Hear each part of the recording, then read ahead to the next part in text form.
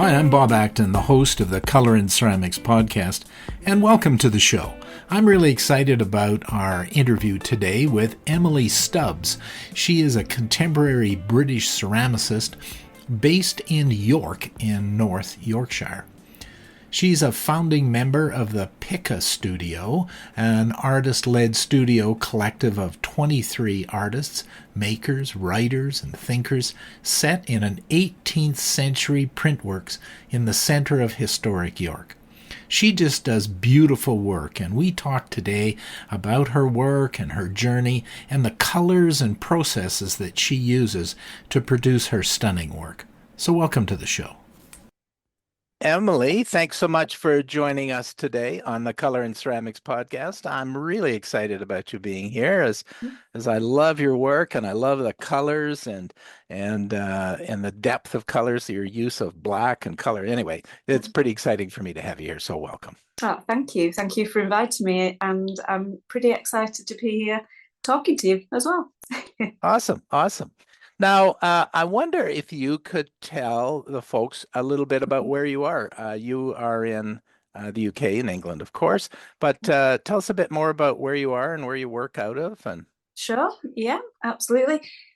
So I am in the north of England, in Yorkshire, specifically North Yorkshire. So I'm currently in York, and I've been here probably for about 20 years now.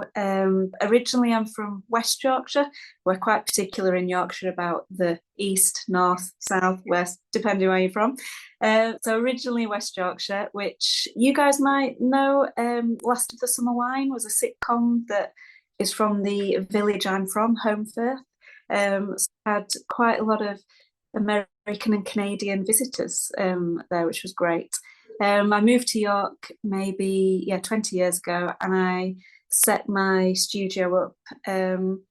Well, at first I was on my own, and I was working pretty much from the kitchen table. And then a group of us got together, all kind of quite frustrated with kind of person. I enjoy company, I enjoy people. And so quite a few other artists, we kind of joined forces and we set up a really lovely studio right in the heart of York, called Pica Studios. So we're literally, if anyone has ever been to York, and if you haven't, you must, because it's a beautiful city, very medieval. We are literally right in the historic heart. So kind of hustle and bustle all around us, but then you can kind of scurry into the studio and it's a quiet, calm, creative place, which, yeah, I absolutely love. Very nice. I was over there a couple of years ago, actually in Holmfirth. I did a week-long course with Brendan Hesmondhall. Do you know him? I know Brendan really well. We go back years. We actually used to run quite a large art show together until the pandemic. And actually, after I finished university, I went home to Holmfirth, and it was my mum. My mum said, kind of pushing me out of the house. You must go and find a studio if you want to continue with ceramics. And she said, there's a studio just down the road, and go and introduce yourself. And that was Brendan. That was his studio. So Brendan actually was the first. He was the person who gave me my first studio. Yeah, all those years ago, 20 years ago, nearly. Yeah, that was fun. That was a great week hanging out with him, and he really influenced me. So it's nice to have that connection with you. Absolutely, yeah. It's an amazing place, the Sculpture Lounge. Yeah. Emily, you've been at this work for a while now, and it's beautiful. And I see that you're well received in the UK in some of your work. And I wonder if you could describe for people your work and what your purpose is, what you're trying to achieve with your work. Yeah. I mean, I think it all really started back when I was at through school, really. I think I'm from a very, very creative family. So my dad is an artist. So growing up, I always kind of was, basically art was never not seen as a career choice. So I always felt like I was quite well supported. And And originally I thought I was going to go into painting. That was always my kind of love and passion, was painting. And then it was when I went to a college to do in the UK we can do a foundation degree, which is kind of in between college and in between going to university. You can kind of do this really intense year where you get to experience all types of artwork and mediums and materials. And that's the first time I actually ever handled clay. And it was just, honestly, it was like a homecoming. I was like, okay, this is it. This is what I need to be doing. And since then, it's really just been a love affair with clay, and just really pushing kind of my skill set and seeing where I can push the material. And I've done, I mean, if you look at my back catalogue, it's quite varied, I'd say, but there's always been a real connection with the surface of clay and the qualities that you can get from that, just, those initial few millimeters of clay. And so for me, surface texture, decoration, I kind of shy away from calling it decorating, but it's kind of, for me, the actual surface texture and color and pattern and print. What I'm really kind of trying to get is that to feel like it is part of the clay, and it's always been part of the form that I create. I mean, so in a nutshell, what I'm doing now is I focus on hand building. So I'm rolling out clay into slabs. I'm pushing things into clay, dragging things, scratching things into it, really layering up like beautiful colours through slips or underglazes. And then just really kind of trying to push that clay as much as I can. And then it's kind of like a jigsaw puzzle for me. It feels really intuitive the way I work. It feels quite, I don't know, kind of like almost like the clay leads me. Maybe sounds pretentious, that, but it does. I do feel like the clay does kind of dictate where each thing goes.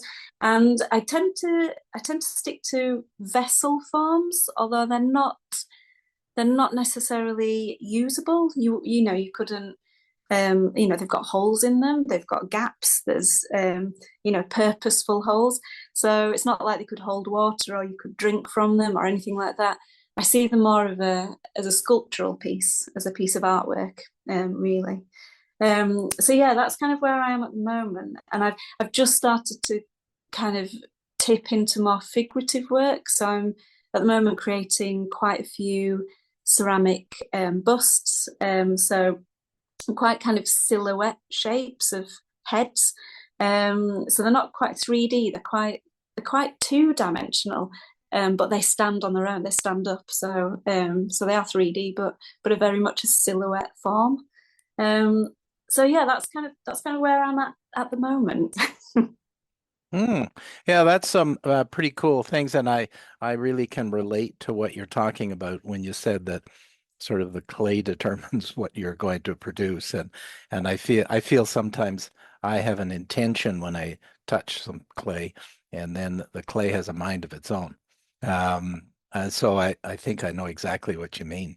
Hey, can you tell us a little bit about who in the field of ceramics or other artistic disciplines has had an impact on you? Who's influenced you in terms of your approach? Sure, yeah. I mean, I think again, going back to my foundation degree, that the tutor I had there was really inspirational, really, encouraging, and that we were only a small little group of about 10 of us in the ceramics department. So he was really great. He was called Warren Dunn, and he'd actually taken over the job from a really well-known raku artist, David Roberts, who you've probably come across. And and there's definitely, I always think there's quite a house style that's kind of come from that Dewsbury Foundation from those years, and you can recognize each other. So artists like Rebecca Appleby, she was a few years ahead of me, and James Autobridge as well. He's come through Dewsbury. Amy Hughes. I mean, these are kind of my kind of peer group, really. They're all graduating around the same time as I was. And we definitely were, you can tell that we are so influenced by teaching we had on that degree show, that foundation degree. And then in the kind of the wider ceramics world, one of my first loves was Gordon Baldwin. And I was really lucky actually when I moved to York. The art gallery here, about it must be about 10 years ago nearly, actually received funding to create the Centre of Ceramic Art, which usually would be somewhere like London, but actually it ended up being in York, and it's like this massive coup that we've got this beautiful, amazing display of ceramics literally right on our doorstep. And one of the first exhibitions they had there was of like a retrospective of Gordon Baldwin's work. And I've loved him since I was at college, and just to be able to go and see, those vessels and pots that I'd seen in books or on the computer before, actually up close and in real life, that was just absolutely awe-inspiring. And he to this day really influences my work. I think what I love with his work is how he interplays form and surface pattern. And it's kind of that, again, it's that kind of conversation between the two, between the form and the pattern or the surface that's part of that form. He just does it so beautifully and so subtle as well. He's a really amazing ceramicist. And then looking kind of like, obviously Gordon Baldwin's, I feel, were kind of quite muted colours in a sense. But someone who really, really inspires me with their amazing, like avant-garde use of colour, is Betty Woodman. And I've seen a few of her pieces in the flesh, and again, they're just that kind of pushing the boundaries of functionality and creating ceramics, using ceramics like a canvas, the clay like a canvas really, and kind of pushing ceramics from that traditional craft into very much an art form. That's really massively influenced the way that I work with my own work as well. It's very interesting to have people who have really influenced us and begin to see how that influence begins to emerge in our work. You said that you match the color and the shapes and the texture to the form, and of course, you can't just have color, you just can't have surface, you have to have form, right? So it's a bit of everything. Tell us how you think about that.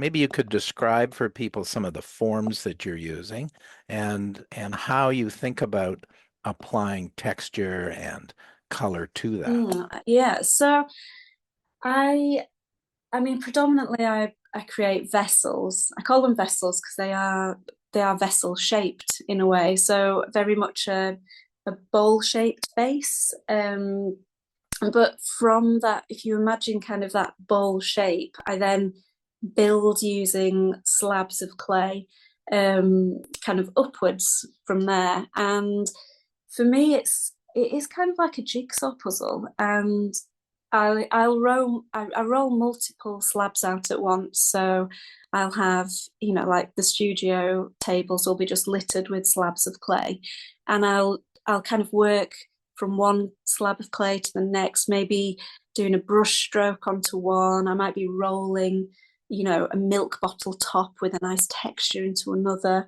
And then I might be, I don't know, pulling like a handmade kind of comb shape through another to get really nice textured lines. And then it's kind of, for me, I kind of start to cut the clay into pieces. And again, it's a very intuitive way of building. I kind of let the clay lead me, and one of the things that I really love in my to show in my work is contrasting elements. So that juxtaposition of like a really clean cut, crisp cut piece of clay next to a bit of clay where I've actually left that natural edge where it's been rolled out. For me, those are really exciting parts of a pot. So as I'm building on top of this bowl form, I might have, really sharp line next to quite a fluid like kind of curved line. That might be next to a torn line. Some of the edges I like to do a bit of both, where I'll cut halfway through the clay slab with a knife and then tear the rest of it. So you get that kind of really interesting edges. And that kind of then alters the form because it gives it this whole different feel, really. And then I'll also like to do things like create overhangs. So instead of like going straight up from this bowl form, I might start to kind of build outwards and create kind of an overhang or an angle, and then build up from that. So again, you get these very kind of quite brutalist, really, in a way, quite kind of built, very purposeful slabs. And I'll often leave when I'm joining the slabs of clay together, scoring and slipping and pushing the clay slabs together, where that slip kind of squishes out from that join, a lot of the time I'll leave that visible so that, you can really see the building process. And for me, that's always been a really exciting kind of part of ceramics, is being able to see that building process, see the kind of touch of the maker, of the ceramicist that's built it. So yeah, I guess that's what I'm kind of thinking of when I'm building. And then in terms of the surface texture, because I work on the slabs of clay when they're flat a lot of the time, when you do cut them into shapes or into sections and start to build with them, those marks you've already made kind of become like accidental marks on the actual form then. So you kind of can't plan very much where they're going to end up. Sometimes they just kind of happen, and you place a piece of clay, a slab of clay, and that mark that you'd made when it was flat suddenly becomes a whole different mark when it's in 3D form on the side of a vessel. So yeah, and then again, when the vessels are built, I then add a lot more layers of slips or glazes. I'll scratch back through them again. So because as much as I want to see the joins and I want to see that building process, I also want to bring it all together and make the vessel feel one. So once it's built, I'll work back into the vessel and start layering up colours, start doing an oxide wash over it. I might, kind of drag my knife across 3 different sections, so it kind of links them and pulls them all together. And I do very much see the each vessel as a 3D canvas, and I think that original childhood love of painting absolutely is kind of pulling through to my ceramics now, and I kind of feel like, yeah, they are 3D canvases in a way that you can hold. Yeah. Yeah, I can really see that in your work. I'm looking at a piece of yours right now, and I think everything you've mentioned is really fit for me as I look at this piece. Hey, I've got a question for you. So I'm listening to you talk, and I'm imagining you in your studio. And of course, I don't know what your studio looks like, but I'm imagining you at a bench or a table, and you're working on these pieces. And you've talked about you using an intuitive approach. So you've got to combine this notion, this experience, I think, of being spontaneous, intuitive, with your experience and technical knowledge. What's your mindset when you're standing there in front of the pieces? What are you trying? Uh, what's your focus, I guess? Do you know what I mean? Yeah, I do, and funnily, we were actually talking about this in the studio today, and I mean, our studio, Pika Studios, is I've had many different studios over the years, starting with the one at Brendan's in Home Firth, and they've been, large, they've been small, they've been segregated by walls, or they've been open plan, and at Pika, where I'm at the moment, it is basically York is, space is a premium. And so we were so lucky to find this space and be able to rent it between a group of artists. So it's very much, it's very open plan. We're all on top of each other. I have my area, my space, which is just for me to use. Everyone has their own spaces. And it's exactly as you imagine. I have my benches, I have I've kind of separated my space into two areas. So I've got what I call the clean and dirty spaces. So when I'm in kind of the dirty space, which is where I build, where I'm rolling clay out, and I'm kind of, when I'm in that zone, I'm very, don't know, I'm very much kind of, you do get in the zone. I'm kind of, I mean, I come home covered in clay. So, and some of the time I don't even know how I've got that covered in clay, but I am. And I think I do kind of just not zone out, but you kind of, again, it's going to sound very cliche, but you do become kind of one with the artwork that you're working on. And especially because I tend to stick to just one color per pot. So I'm looking at maybe yellow. And so I feel like I'm fully absorbed in yellow when I'm working on a pot that has yellow glaze on it.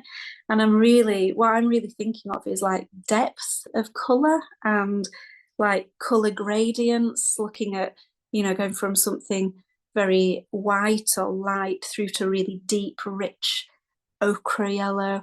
Kind of that's going through my head a lot of the time. And balance, I think balance plays a lot of it. So I have my vessels on so I've got my benches, and then I've got a few kind of turntables, and I'll have my vessels on a turntable, and I usually work on about 2 or 3 at a time.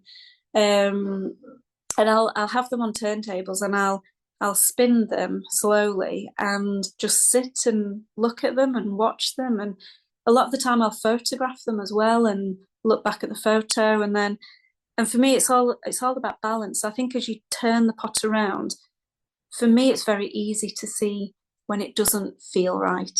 And I think maybe that's what I'm always thinking of is getting to that point where it feels right, where it feels like it's harmonious and balances, and the color flows around the pot, the mark making flows around the pot.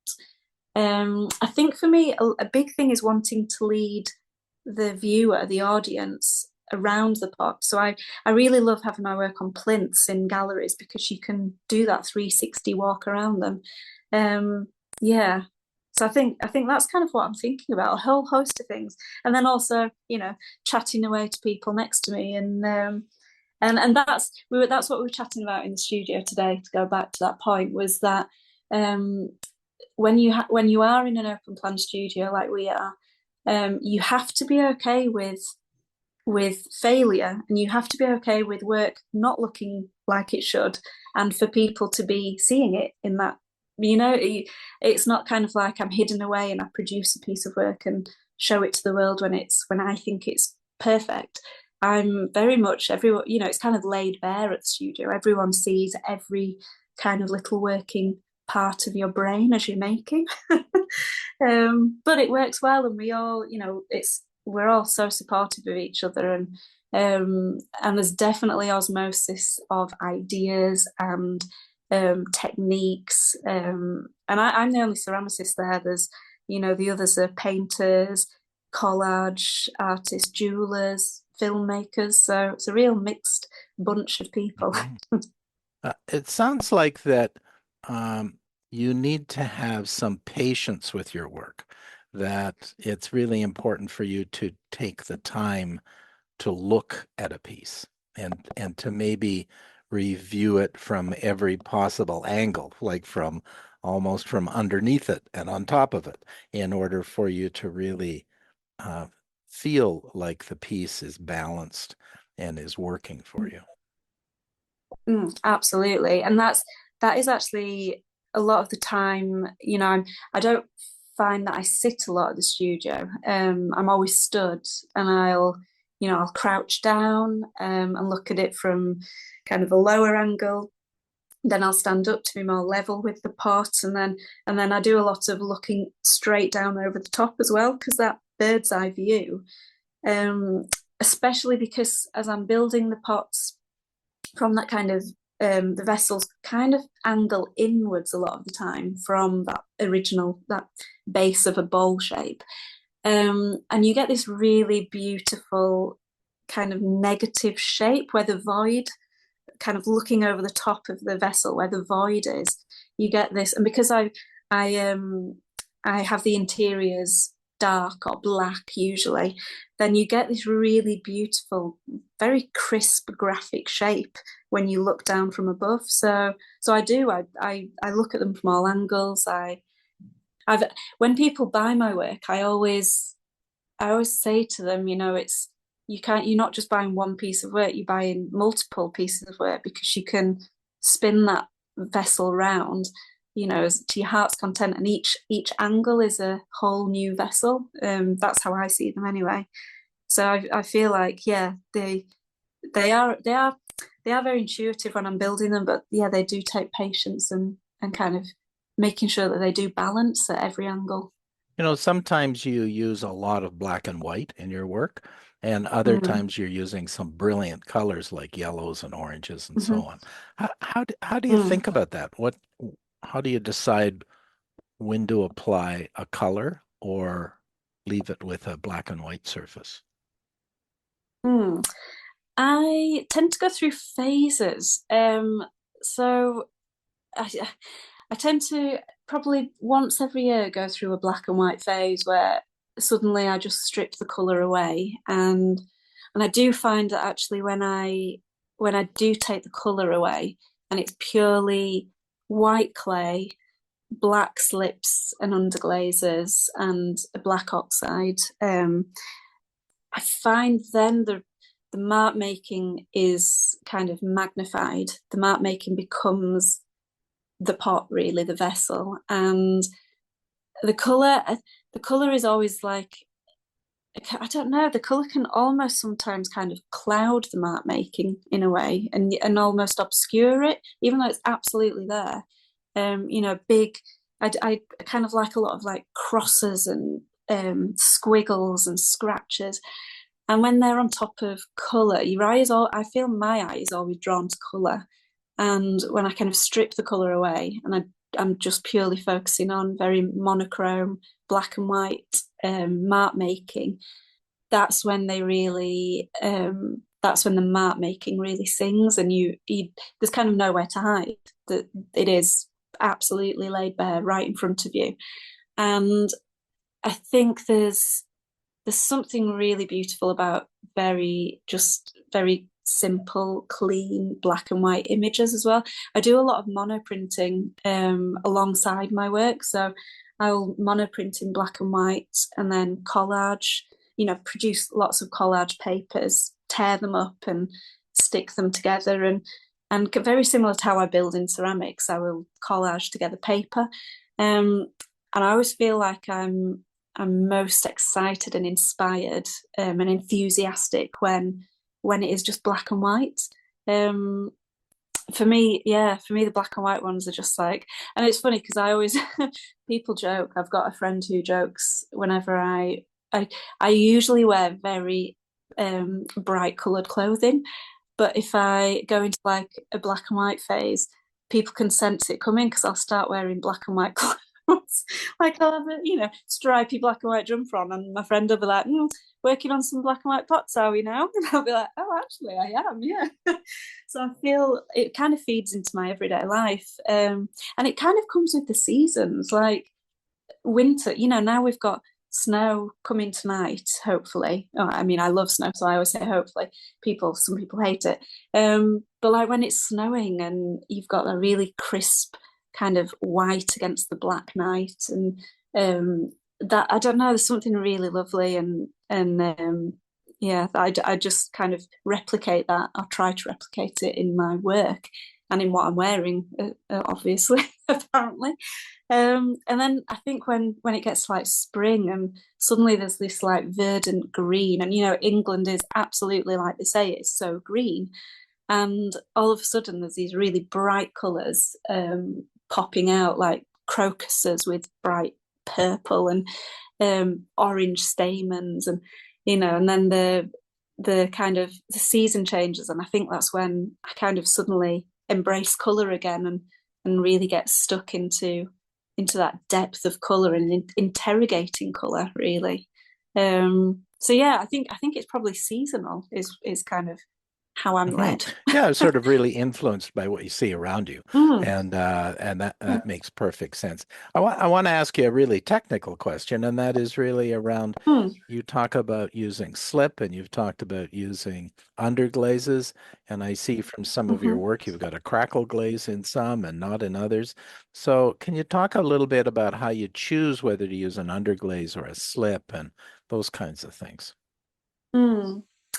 Yeah, so I I I've always used, so I love underglazes, and they're kind of, I guess when I was doing my degree, we didn't really use underglazes. We mixed our own glazes, um and that was great, but the reality of being a ceramicist, once you've left university and you don't have this like Harry Potter style chemistry room full of all these raw materials, um, yeah, I suddenly realized actually I kind of needed to kind of be a bit more simpler with the materials I was using.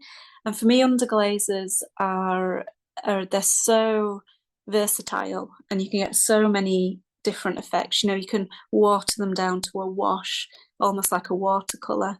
You can really kind of paint them like you would with acrylic or oil paints. You can add things to them. You can, add crushed up clay, dried clay to give them texture. Um, and you can kind of I feel like you can kind of break the rules a bit with underglazes. They're quite forgiving as a glaze. And then slips, I use slips a lot so I do a lot of monoprinting onto the pots as well, onto the vessels.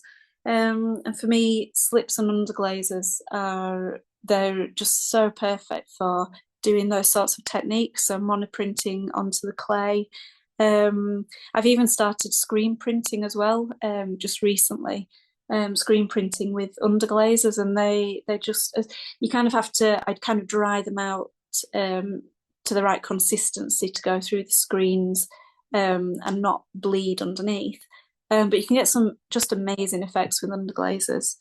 And I think for me, then I, as well, I love the kind of velvet feel that you get with an unglossed underglaze without putting a clear glaze on top. You get these really lovely kind of silky, velvety texture, just from bare underglaze or slip. Well, underglaze more than slip. Slips are much higher clay content, so they tend to have that kind of, I don't know, like nails on a chalkboard kind of feel to them. But whereas the underglazes are quite a really nice soft touch when they're unglazed on top.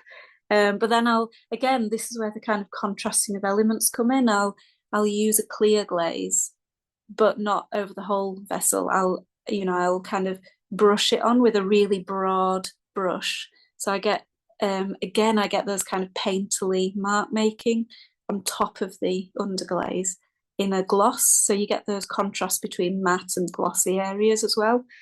And the crackle glaze, I actually, what I do, I went to a really lovely meeting about a month ago now, with Northern Potters Association. I ran some workshops for them, and there were a few speakers, guest speakers, and one of them was Linda Bloomfield, who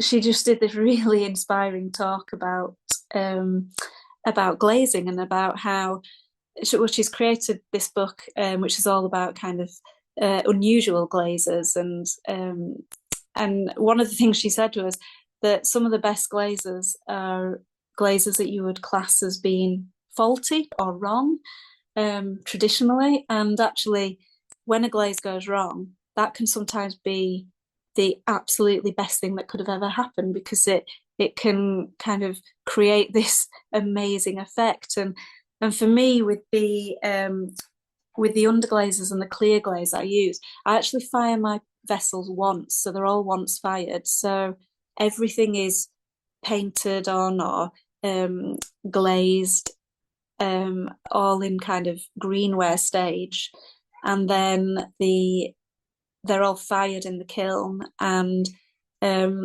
and because I do it in just one firing, you get a lot of things happening with obviously impurities coming out of the clay, through the glazes, and the crackling I've started to be able to control it now, but the crackling is actually just a fault in the glaze. So I'm not using a crackle glaze, I'm using just a plain clear glaze and then letting it either sit really thickly, I'll build it up into a really thick layer in areas, and then let that go through the kiln and let it cool fairly quick. I tend to take them out of the kiln, probably still at about 100 degrees. So they do tend to cool quickly in the room, and that increases that chance of areas crackling.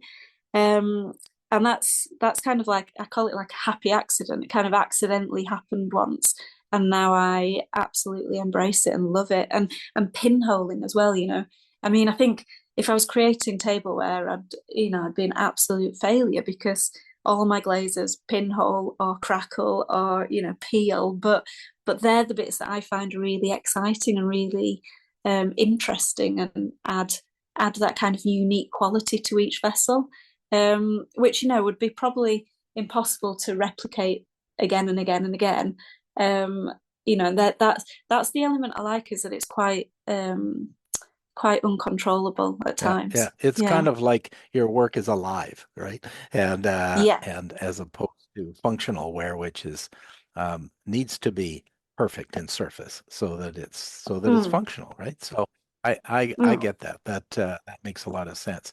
Now, given the work that you do, you once fire, you're using slips and underglazes and glazes mm. and different forms. What challenge have you had? What's been a challenge that you've encountered that you've had to overcome? I think the fact that I do only fire the vessels once, that was a that was that kind of came about again by accident. Like classic kind of early stages of my career, I was like rushing to get some work through and through the kiln, and I just thought, you know what, I'm just gonna bypass the bisque firing, and I'm just gonna go straight on with my colours and glaze and just hope for the best. And actually, I got some really interesting results from it. But one of the big downsides of that is that obviously you kind of, when the vessels are still in their greenware stage, they will happily take more water through slips and glazes.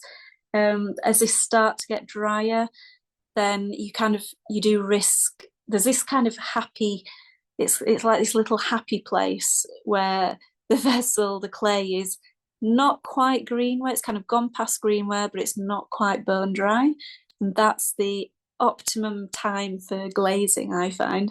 I find kind of if I'm a bit too soon, the glazes slip on the surface. They can kind of feel a bit painted on. Don't kind of absorb in as well.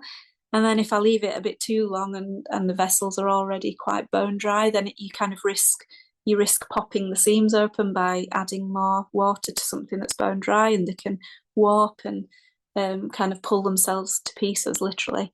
So it has been a bit of trial and error over the years, but I've got to say, I don't tend to have many kind of disasters anymore. I feel like I've got that under control, at least. Sounds like you're a pretty good problem solver. Yeah, do you know what? I absolutely love puzzles. I love problem solving. So for me, going through that, I guess quite.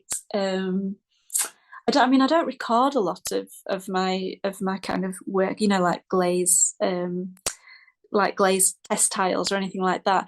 But I do a lot of problem solving through the kiln, and kind of just, I guess, learning from mistakes. And I find that's the best way to kind of learn, really, through the Yeah, mistakes. Yeah. absolutely.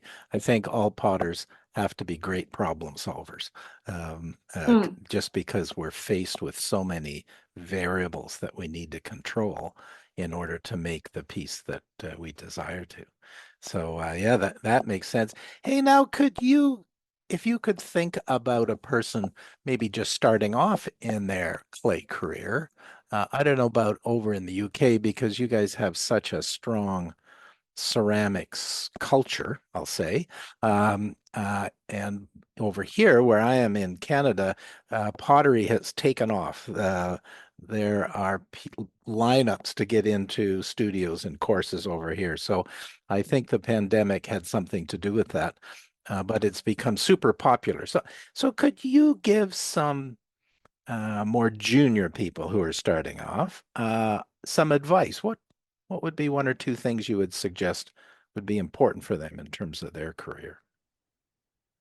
Yeah, I think the I do run courses, and I do see a lot of kind of people at that beginning stage of ceramics. And what I find that people do is they're very tight, or they're kind of with their ideas, or their kind of impression of what they want to make is very tight and very kind of solid in their mind. And I feel like people can come in with a sense of, okay, I've in my head I want to make this pot, and that's what it's going to look like. And the thing is that if you have that kind of especially at the beginning, if you have that mindset, you kind of setting yourself up for disappointment, I feel, because ceramics is it's such a big thing to learn. There's so many different aspects of it.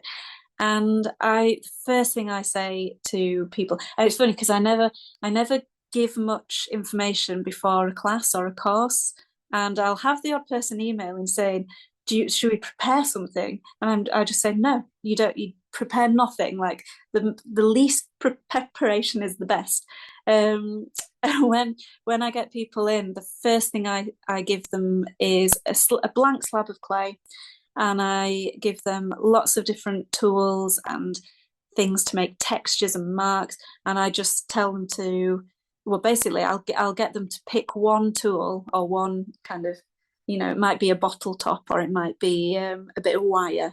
I'll get them to pick one thing out of this box I've got, and I'll say, okay, I now want you to fill this slab of clay with as many different marks as possible from that one tool.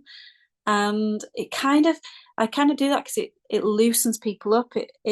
It's kind of a bit of fun, and it kind of just gets them to start thinking outside the box. Like, having a clay tool in your hand, you feel like you have to use it in one way, that it's intended use.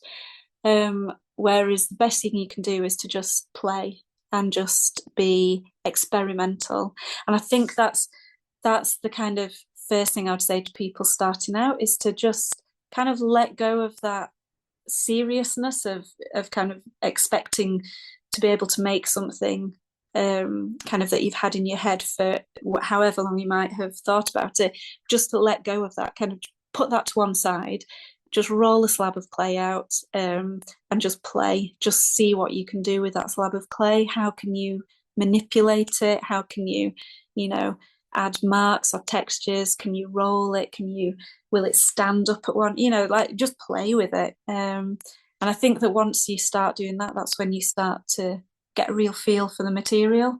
Yeah, I think that's when I see people really blossoming on any courses I do, is when they kind of let go of their preconceived ideas. They just become kind of absorbed in that material, and just really, they might not get a finished piece at the end of it. I always say, don't aim for a finished piece, just aim for kind of fun and excitement and inspiration. That's what I tell people to aim for, because then the work will just naturally flow after Yeah, that. that's a great piece of advice. I think that certainly all of us who started off years ago can relate to wanting to come in and have something finished. And so when you have that idea in mind, you can get tight. You can lose the opportunity to feel free and to play with the material so that you start to learn how to work with the material as opposed to thinking about what it is that you're trying to accomplish at the end. That'll come later, I guess. It will, absolutely. It does, always does. It's natural. Hey, Emily, thanks so much for spending time with us today. I really appreciated you coming on to the podcast and sharing some of your ideas with people. I think folks will really enjoy it. And we'll have all the links to your work, your websites and so on in the show notes. So I really encourage people to go and have a look at your beautiful work. Oh, thank you so much. Thanks for having me. It's been great chatting to you. Thanks for listening to the Color and Ceramics podcast with Bob Acton and his guests. Please help others find the podcast by subscribing to this podcast wherever you find your podcasts, such as iTunes, Spotify, Amazon Music, YouTube, or other podcatchers. And don't forget to give us a review. We'll see you next time.